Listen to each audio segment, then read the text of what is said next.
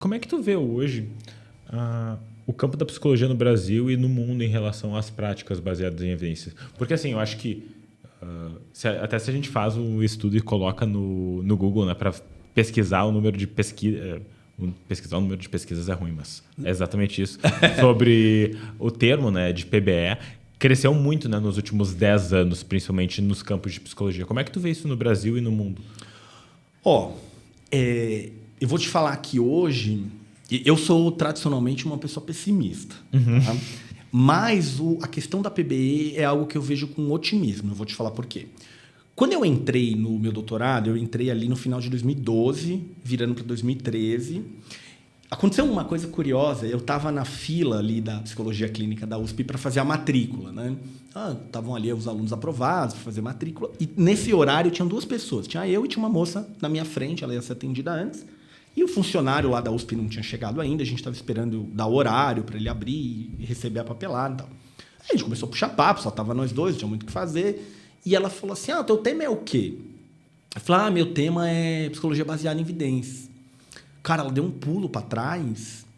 E aí eu entendi por quê. Porque ela tinha entendido que eu ia fazer psicologia baseada em vidência, de bola de cristal, sabe?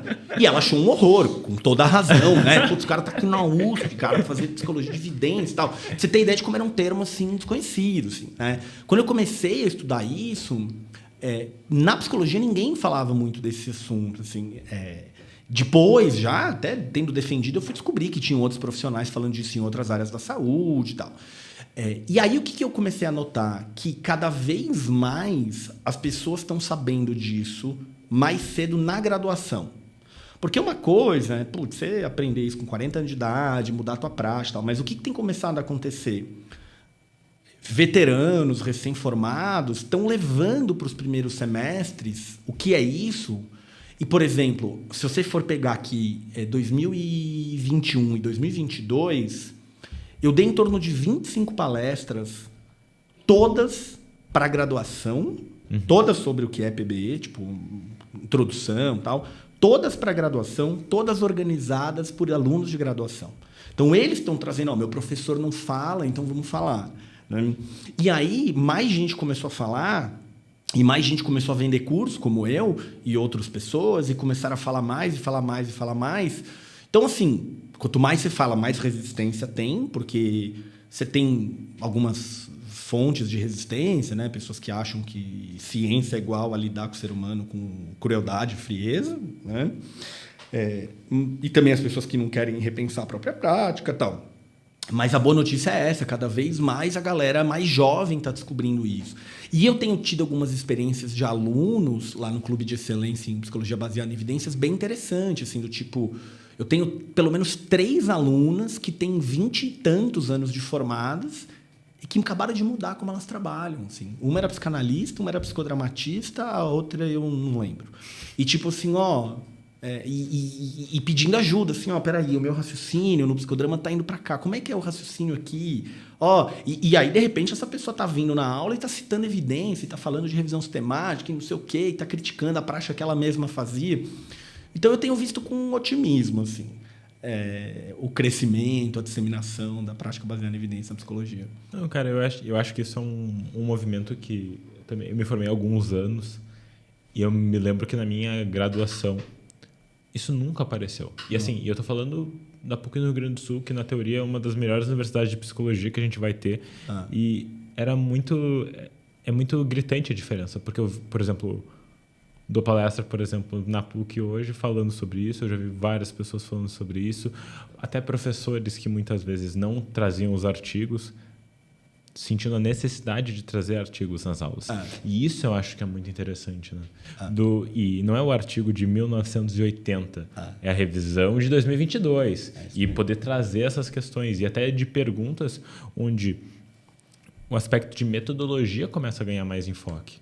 Porque eu não sei se tu concorda comigo, mas na medida que isso tem entrado mais na graduação, a PBE, ao menos os estudantes têm tido mais contato com isso, aquelas disciplinas que muitas vezes a gente fez e olha, que saco, tem que fazer metodologia de pesquisa aqui na graduação, que coisa chata. Ela começa a ter um outro olhar. Não sei se tu percebe isso também. Percebo o aluno, eu acho que ele está ficando mais chato, né? O que é ótimo, mais crica, mais exigente. Sei lá, eu lembro que assim, é impressionante como o mundo muda rápido. Assim, pô, em 2009, eu me formei em 2009, né? Então, na graduação ali, 2005, 2006, 2007, putz, ainda era assim, eu quero um livro, eu vou na biblioteca, eu procuro no computador onde ele está, eu pego o livro, eu tenho que ficar na fila, pedir o livro emprestado, eu levo para casa, tem que ficar só uma semana, né? Cara, hoje eu cito um livro numa aula, da 15 segundos o cara meteu o PDF no chat ali, que o cara baixou sei lá onde, entendeu? Então, assim, o cara tem acesso a muito mais coisa. Agora, o que eu queria ver, e não sei se eu estou sonhando alto demais, assim, mas eu queria ver uma reformulação da grade de psicologia, né? Eu sempre digo lá no Clube de Excelência que se a graduação ela fosse incrível, a minha plataforma ela seria inútil, ela seria irrelevante, porque o cara já teria aprendido tudo que ele precisa aprender. Então, você falou de disciplinas. Eu estudei na PUC de São Paulo, né? Também é considerado uma baita faculdade de psicologia e tal. A minha disciplina de metodologia, eu tive 2 semestres. Era uma aula que durava 3 horas e meia, assim. E, cara, a gente aprendia assim, qual é o método de produção de conhecimento da análise do comportamento? Qual é o método de produção de conhecimento da fenomenologia existencial? Quando não é só colocar tudo na EB, aprender a citar na BNT ou na APA. Exato. Né? Então, qual é o método de produção de conhecimento do Jung?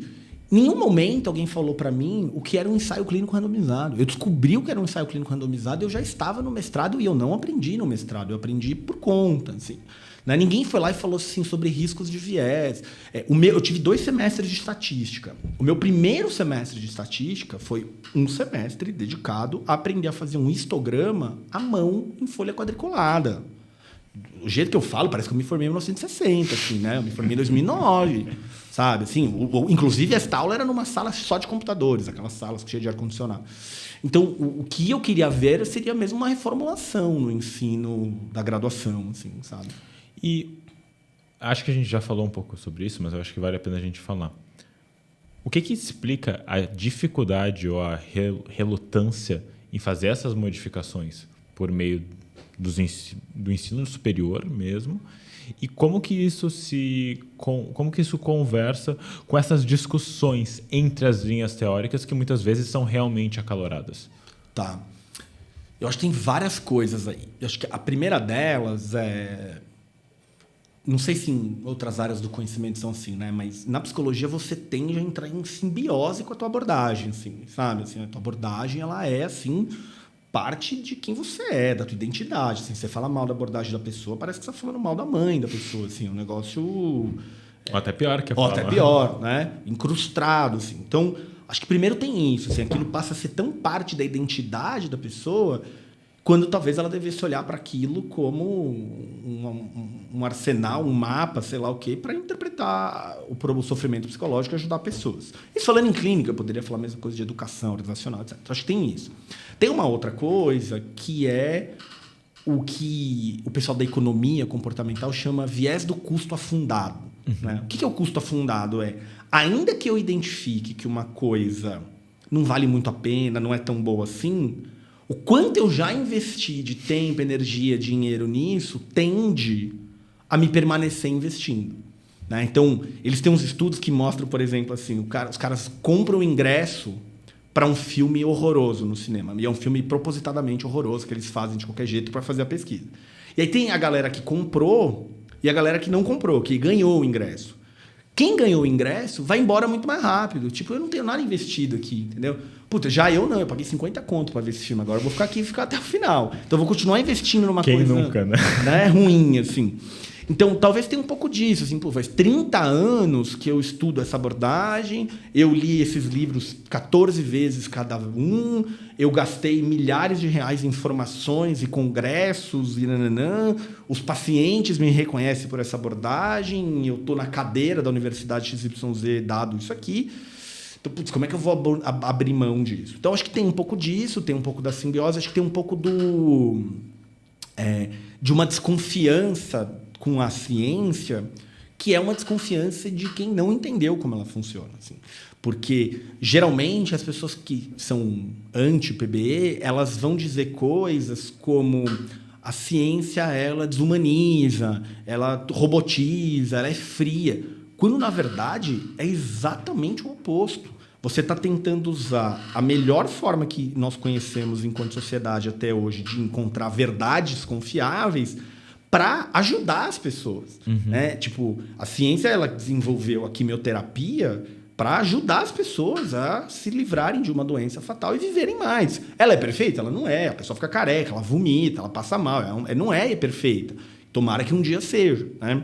Então, é quase como se as pessoas fizessem esse antagonismo. Se é científico, ignora a subjetividade, desconsidera a individualidade. Quando, na verdade, o que se está procurando é assim, qual é a melhor maneira de eu ajudar essa pessoa a aliviar seu sofrimento, a resolver seus problemas, a atingir suas metas, a alcançar seus sonhos. Assim. E aí o problema, de novo, está na formação. A pessoa não entendeu como funciona a ciência, por que ela é tão chata, com critérios metodológicos, por que você precisa olhar para a minúcia de tudo, porque você quer encontrar fatos confiáveis, né, verdadeiros.